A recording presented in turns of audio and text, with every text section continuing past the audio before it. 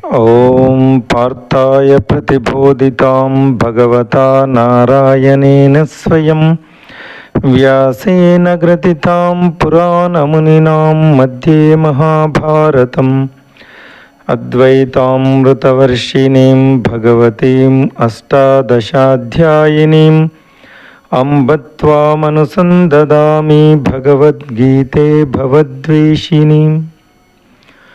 नमोऽस्तु ते व्यासविशालबुद्धे पुल्लारविन्दायतपत्रनेत्र येन त्वया भारततैलपूर्ण प्रज्वालितो ज्ञानमयप्रदीप। प्रपन्नपारिजाताय तोत्रवेत्रैकपानये ज्ञानमुद्राय कृष्णाय गीतामृतदुहे नमः। सर्वोपनिषदो गावा दोग्धा गोपालनन्दन पार्थो वत्सः सुधीर्भोक्ता दुग्धं गीतामृतं महत्। वसुदेवसुतं देवं कंसचाणूरमर्दनं देवकी परमानन्दं कृष्णं वन्दे जगद्गुरुं। देवकी परमानन्दं कृष्णं वन्दे जगद्गुरुं। देवकी परमानंदं कृष्णं वंदे जगद्गुरुं। శ్రీకృష్ణ పరబ్రహ్మణే నమః. శ్రీమద్భగవద్గీత 6వ అధ్యాయము ధ్యానయోగము 12-13 శ్లోకాలు.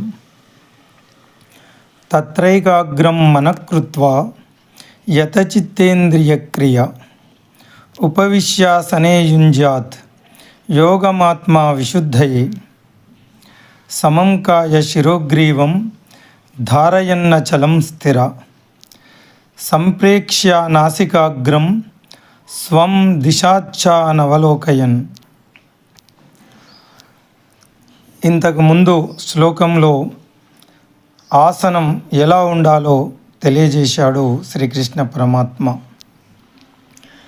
దానిపై స్థిరంగా కూర్చొని ఒకే ఏకాగ్రత గల ధ్యానంలో అన్ని ఆలోచనలను కార్యకలాపాలను నిగ్రహించి యోగి తన మనస్సును పరిశుద్ధమనర్చుకోవడానికి పరిశ్రమించాలి. అతను శరీరమును, మెడను మరియు శిరస్సును స్థిరంగా ఒకే క్రమంలో ఉంచి కళ్ళను అటూ ఇటూ తిప్పకుండా నాసికాగ్రము మీదే చూపును కేంద్రీకరించాలి. ధ్యానంలో కూర్చునే విధానాన్ని వివరించిన శ్రీకృష్ణుడు మనస్సును కేంద్రీకరించడానికి ఉత్తమమైన శరీర భంగిమను వివరిస్తున్నాడు. సాధనలో సోమరితనంగా అయిపోయి నిద్రలోనికి జారుకునే ధోరణి ఉంటుంది. ఇలా ఎందుకు అవుతుంది అంటే ప్రారంభంలో ప్రాపంచిక మనస్సుకు ఇంద్రియ విషయాల మీద ఆలోచనలో ఉన్న ఆనందం భగవద్ధ్యానంలో రాదు. దీనితో భగవంతుని ధ్యానంలో మనస్సు బడలిక పొందే అవకాశం ఉంది. కాబట్టి భోజనం చేస్తూ చేస్తూ మధ్యలో నిద్రపోయే వాళ్ళు కనిపించరు. కానీ మీకు ధ్యానంలో భగవన్నామాలు జపించడంలో మధ్యలో నిద్రలోనికి జారుకునేవారు కనిపిస్తారు. ఇది కాకుండా ఉండడానికి శ్రీకృష్ణుడు నిటారుగా కూర్చునమంటున్నాడు. ధ్యానంలో కూర్చునే భంగిమను గురించి బ్రహ్మసూత్రాలు కూడా 3 సూత్రాలను పేర్కొంటున్నాయి. ఆసీన సంభవాత్, అచలత్వం చాపేక్ష, ధ్యానాచ్చ. ఆసీనం సంభవాత్ అంటే సాధన చేయడానికి సరైన విధానంలో కూర్చోండి. అచలత్వం చాపేక్ష అంటే నిశ్చలంగా మరియు నిటారుగా కూర్చోమని. ధ్యానాచ్ఛ అంటే ఈ విధంగా కూర్చొని మనస్సును ధ్యానంలోకి కేంద్రీకరించమని. హఠయోగ ప్రదీపికలో చాలా రకాల ధ్యాన ఆసనాలు వివరించబడ్డాయి. పద్మాసనం, అర్థపద్మాసనం, ధ్యానవీరాసనం, సిద్ధాసనం మరియు సుఖాసనం వంటివి. ధ్యానంలో అటూ ఇటూ కదలకుండా మనకు సౌకర్యంగా ఉండే ఏదైనా ఆసనాన్ని మనం ఎంచుకోవచ్చు. మహర్షి పతంజలి ఇలా పేర్కొన్నాడు. స్థిర సుఖమాసనం. పతంజలి యోగ సూత్రాలు 2.46లో చెప్పబడినట్లు ధ్యానాభ్యాసం చేయడానికి మీకు అనువుగా ఉండే ఏదో ఒక భంగిమలో నిశ్చలంగా కూర్చో అంటున్నాడు. కొందరు మోకాలు నొప్పుల వలన లేదా వేరే ఇతర ఆరోగ్య కారణాల వలన నేల మీద కూర్చోలేరు. వారు నిరుత్సాహపడనవసరం లేదు. ఎందుకంటే వారు కుర్చీలో కూర్చొని అయినా ధ్యానం చేయవచ్చు. కానీ తప్పకుండా నిటారుగా నిశ్చలంగా కూర్చోవాలి అన్న నియమాన్ని పాటించాలి. దృష్టిని నాసికాగ్రం మీద కేంద్రీకరించాలి. అది అటు ఇటు పోకుండా చూసుకోవాలి అని ఈ శ్లోకంలో శ్రీకృష్ణుడు పేర్కొన్నాడు. దీనికి రూపాంతరంగా కనులను మూసి ఉండవచ్చు.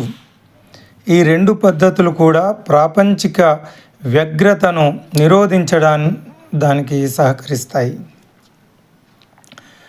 బాహ్యమైన ఆసనం మరియు శరీరాన్ని ఉంచిన తీరు ధ్యానానికి తగినట్లుగా ఉండాలి. కానీ ధ్యానం అనేది యథార్థంగా ఒక అంతర్గత ప్రయాణం. ధ్యానం ద్వారా మనల్ని మనమే లోతుగా పరిశీలించుకోవచ్చు మరియు మనస్సును అనంత జన్మల మలినాల నుండి పరిశుద్ధి చేసుకోవచ్చు. మనస్సును ఏకాగ్రతతో నిలిపి అభ్యాసం చేయడం వలన దాని యొక్క గుప్తమైన శక్తిని వెలికి తీయవచ్చు.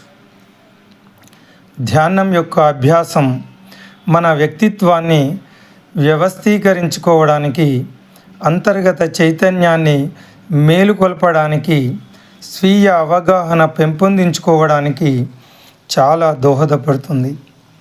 ధ్యానం యొక్క ఆధ్యాత్మిక ప్రయోజనాలు 6వ అధ్యాయం 15వ శ్లోకంలో తదుపరి వివరించబడతాయి. కొన్ని అనుషంగిక ప్రయోజనాలు ఏమిటంటే, ధ్యానం అనేది చంచలమైన మనస్సును నియంత్రించి క్లిష్టమైన లక్ష్యాలను సాధించడానికి ఆలోచనా శక్తిని పెంపొందిస్తుంది.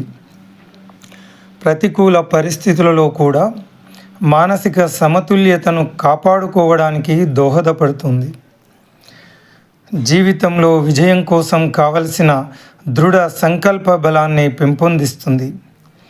చెడు సంస్కారాలను మరియు అలవాట్లను నిర్మూలించడానికి, మంచి గుణాలను పెంపొందించుకోవడానికి దోహదపడుతుంది. మనస్సును భగవంతునిపై కేంద్రీకరించడమే అత్యుత్తమమైన ధ్యాన పద్ధతి. ఈ విషయం తదుపరి 2 శ్లోకాలలో వివరించబడింది వివరిస్తాడు శ్రీకృష్ణ పరమాత్మ.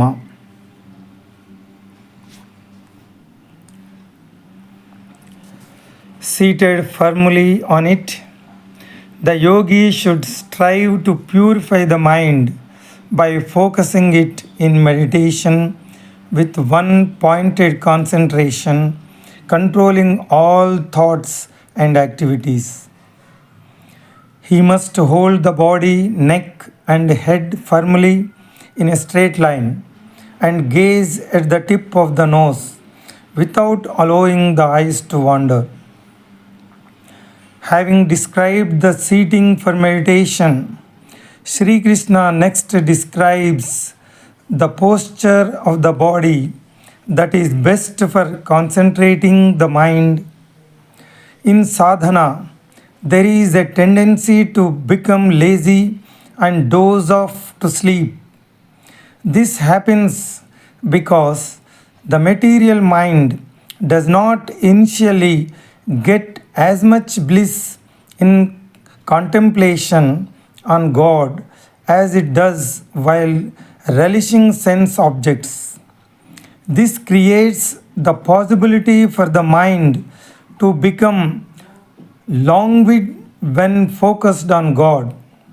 Hence, you do not find people dozing off halfway through their meal, but you do see people falling asleep during meditation and the chanting of God's names. To avoid this, Sri Krishna gives the instructions to sit erect. The Brahma Sutra also states 3 aphorisms regarding the posture for meditation.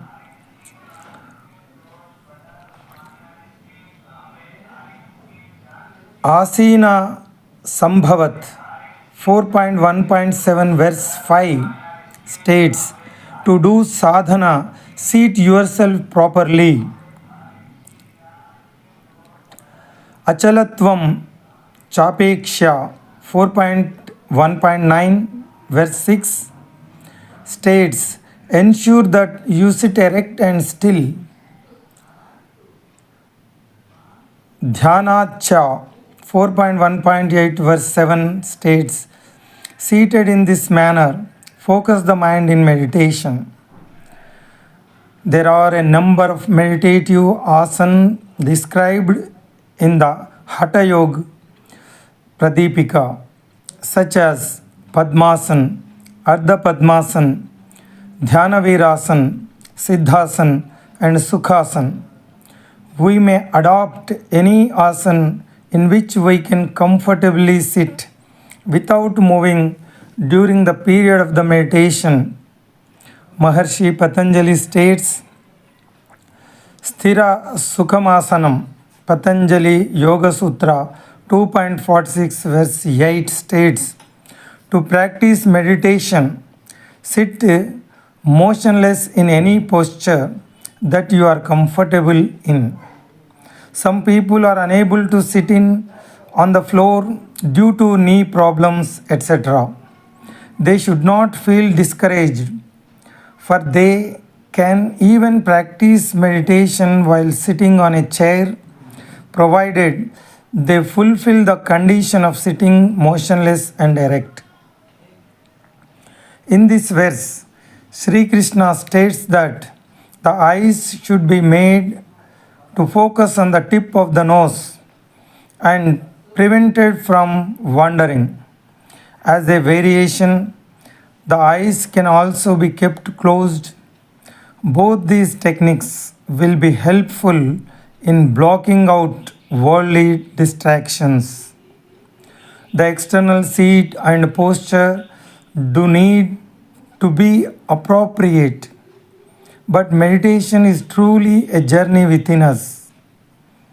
Through meditation, we can reach deep within and cleanse the mind of endless lifetimes of dross. By learning to hold the mind in concentration, we can work upon it to harness its latent potential. The practice of meditation helps organize our personality, awaken our inner consciousness, and expand our self-awareness.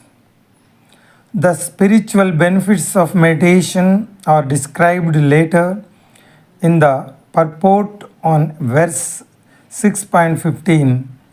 Some of the side benefits are: it trains the unbridled mind and harnesses the thought energy to attain difficult goals. It helps maintain mental balance in the midst of adverse circumstances. It aids in the development of a strong resolve that is necessary for success in life.